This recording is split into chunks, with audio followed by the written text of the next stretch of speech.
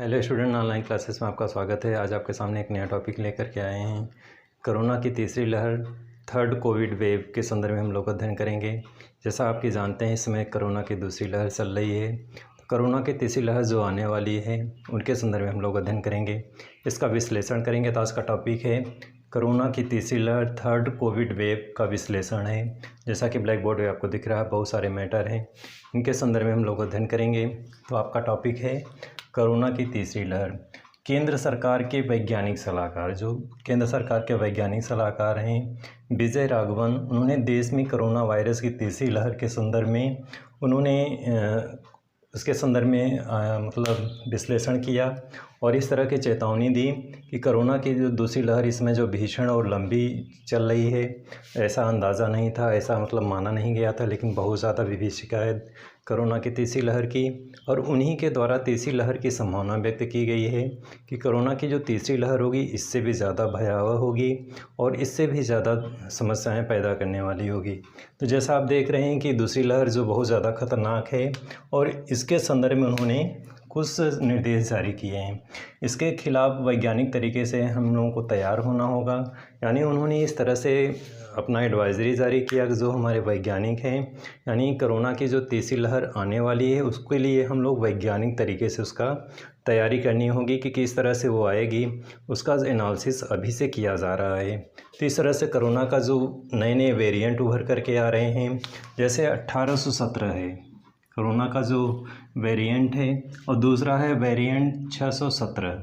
ये लगातार रूप बदल रहे हैं, इसके नए नए लक्षण निकल कर के आ रहे हैं, नए नए रूप निकल कर आ रहे हैं। तो इस तरह से ये जो है बहुत ज़्यादा अपना स्वरूप चेंज कर रहे हैं और इसके खिलाफ जो है मौजूदा वैक्सीन कारगर है, किंतु आगे के वेरिएंट में हमें जो नए नए वेरिएंट आएंगे उस पर नज़र रखनी होगी। तो यहाँ पे एक चीज़ निकल के आ रही है सामने कि जो कोरोना के जो नए नए वेरिएंट आ रहे हैं, जो वैक्सीन वर्तमान समय में लग रही है, क्या आने वाले समय में ये वैक्सीन कारगर होगी या ये वैक्सीन काम करेगी, इसके भी संदर्भ में प्रश्न चिन्ह लग रहा है। यानी खुद जो वैज्ञानिक सलाहकार हैं वो खुद इस तरह से बात रख रहे हैं अपनी कि आने वाले टाइम में हमें वैक्सीन में भी परिवर्तन करना होगा, यानी उसमें भी चेंजेस लाने होंगे, क्योंकि जो मौजूदा वैक्सीन है वो आने वाले टाइम में हो सकता है कारगर ना रहे, क्योंकि इससे भी ज़्यादा खतरनाक जो है वेरिएंट आने वाले टाइम में आएंगे कोरोना के। डियर फ्रेंड, इसी क्रम में आगे हम लोग बढ़ेंगे। तो जैसा कि आपको सवाल दिख रहा है, एक सवाल प्रश्न चिन्ह उठ रहा है आने वाले टाइम के लिए, हमें अपने आप को, यानी हमारे वैज्ञानिकों को, हमारे मेडिकल डिपार्टमेंट को उस तरह से अपने आप को तैयार करना होगा कि जो सवाल उठ रहा है कि जो वैक्सीन लगवा रहे हैं लोग, क्या नए वेरिएंट के आने से वे लोग सुरक्षित होंगे, ये सबसे बड़ा प्रश्न चिन्ह है, आने वाले टाइम में सबसे बड़ी समस्या बनेगी। तो ऐसे संदर्भ में जो आपको इस वीडियो के माध्यम से जो मैटर प्रोवाइड किया जा रहा है, हमारा खुद का नहीं है, यानी खुद केंद्र सरकार के जो वैज्ञानिक सलाहकार है उनका ये दिया गया बयान है। उन्होंने टीवी पे लाइव आके इस तरह का बयान दिया कि जो कोरोना का तीसरी जो लहर आएगी वो कैसे खतरनाक होगी, उसके संदर्भ में हम लोग अध्ययन कर रहे हैं। डियर स्टूडेंट, इसी क्रम में हम लोग अध्ययन करेंगे कोरोना वायरस के जो आने के कारण क्या क्या हैं, यानी कोरोना वायरस के जो कारण हैं कि कोरोना वायरस के जो तीसरी लहर आएगी उसके कौन कौन से कारण है, उसके संदर्भ में हम लोग अध्ययन करेंगे। तो जैसा आपने ऊपर अभी मैटर अध्ययन किया कि किस तरह से तीसरी लहर की जो आएगी उसका अंदेशा बताया जा रहा है कि किस तरह से नए नए जो कोरोना वायरस के वेरिएंट आ रहे हैं, उसके देखते हुए, उसके मद्देनज़र देखते हुए आने वाले टाइम में हमें किस तरह से प्रॉब्लम्स क्रिएट होने वाली है, किस तरह से कोरोना वायरस कि तीसरी लहर के आने के संदर्भ में क्या क्या कारण बनेंगे, उन्हीं के संदर्भ में हम लोग अध्ययन करेंगे। इसमें भारत में कोरोना के जो है विविध वेरिएंट एक्टिव हैं, यानी भारत में विविध प्रकार के वेरिएंट कोरोना के एक्टिव हैं और वे वेरिएंट जो हैं अलग अलग राज्यों में अपने अपने क्षेत्रों में संक्रमण फैला रहे हैं। तो कहने का मतलब है जो भारत में कोरोना के जो वेरिएंट हैं वो अलग अलग टाइप्स के हैं और अलग अलग राज्यों में, अलग अलग क्षेत्रों में ये अपना संक्रमण फैला रहे हैं। इनमें सबसे ज़्यादा जो खतरनाक है वो डबल म्यूटेंट है, जिसमें वैज्ञानिकों ने B.1.617 का नाम दिया है, यानी इसका वैज्ञानिकों ने क्या नाम दिया है, B.1.617 का नाम दिया है। और इस तरह से यहाँ पे इसका आंध्र प्रदेश वेरिएंट के नाम से भी इसको जाना जाता है।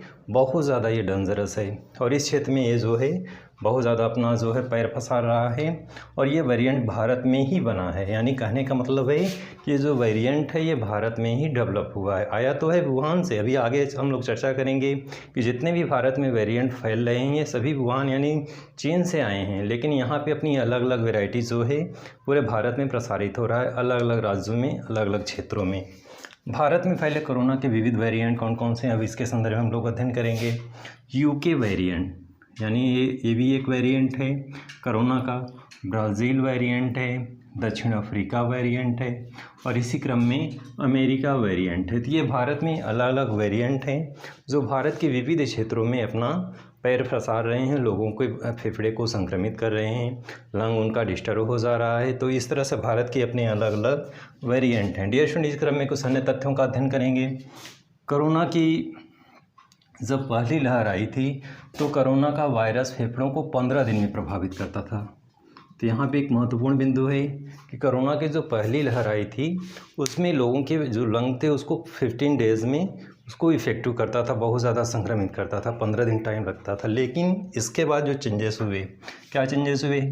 कोरोना की दूसरी लहर में वायरस फेफड़े को 5 से 7 दिन में ख़राब होने लगे। तो यहाँ पे कुछ महत्वपूर्ण बिंदु है कि यानी पहले जो पहली लहर जो आई थी उसमें 15 डेज़ लगता था और सेकंड जो लहर आई थी, सेकंड वेव जो आई थी उसमें 5 डेज़ से 7 डेज़, यानी टाइमिंग कम हो गई। पहले की अपेक्षा जो समय जो है वो कम हो गया। तो इससे लंग जो है 5 से 7 दिन में ही जो है डिस्टर्ब होने लगे, बहुत ज़्यादा संक्रमित होने लगे।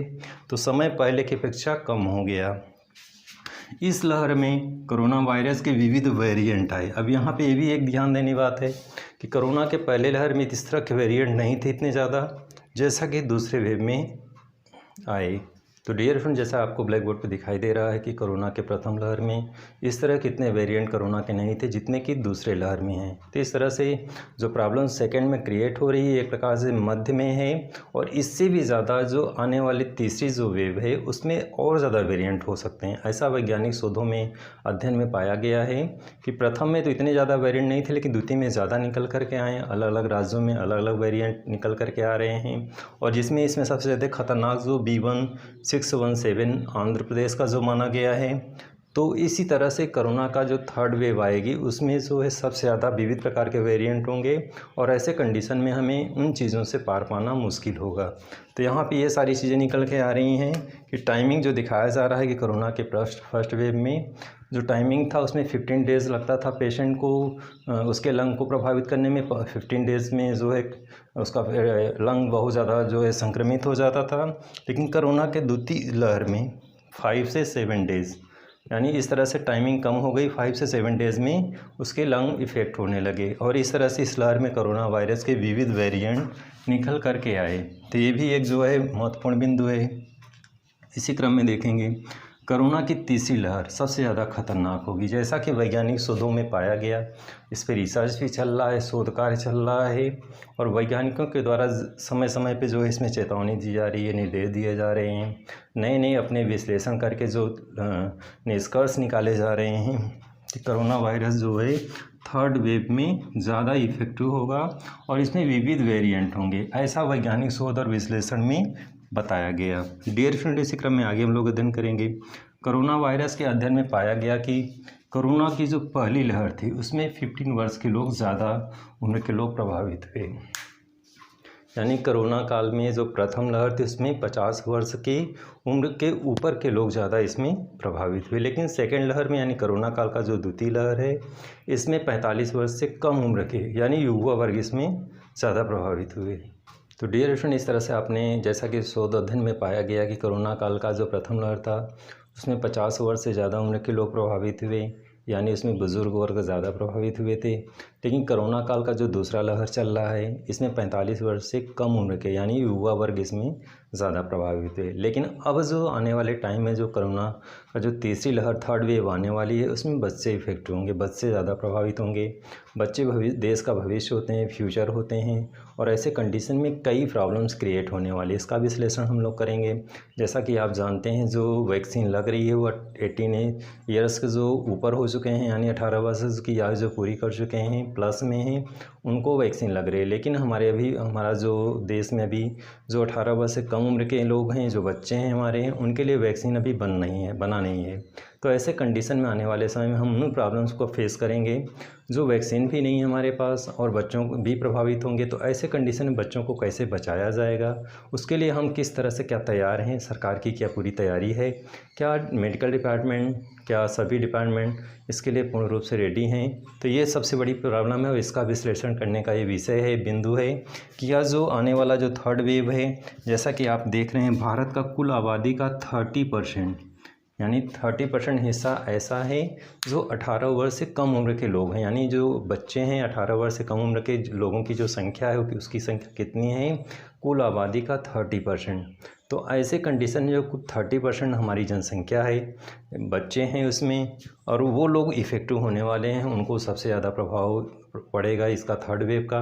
तो ऐसे कंडीशन में आने वाले टाइम में सबसे बड़ी समस्या उभर करके आएगी कि क्या जो 18 वर्ष से कम उम्र के बच्चे हैं उनको कैसे बचाया जाएगा। उनके लिए वैक्सीन भी अभी नहीं बनी है, उस पर कार्य चल रहा है। तो ऐसे कंडीशन में जो बच्चे हैं जो अभी वैक्सीन ट्रायल में है, अभी बन भी नहीं पाया है, क्या उनके लिए हम पूर्ण रूप से उनको बचाने के लिए तैयार हैं, ये सबसे बड़ी समस्या है। इसका विश्लेषण होना चाहिए बड़े स्तर पे, सरकार के स्तर पे, क्योंकि थर्ड वेव जो है ज़्यादा खतरनाक होगी।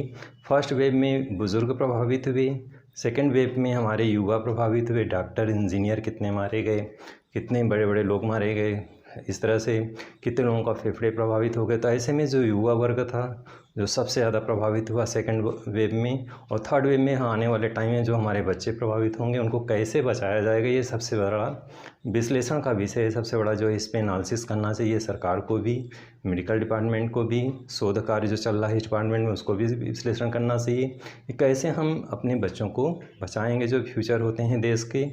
तो इस कंडीशन में ये सबसे बड़ा मुद्दा है। डियर स्टूडेंट, आज की वीडियो में बस इतना ही। नई वीडियो में फिर से मिलेंगे, तब तक के लिए धन्यवाद।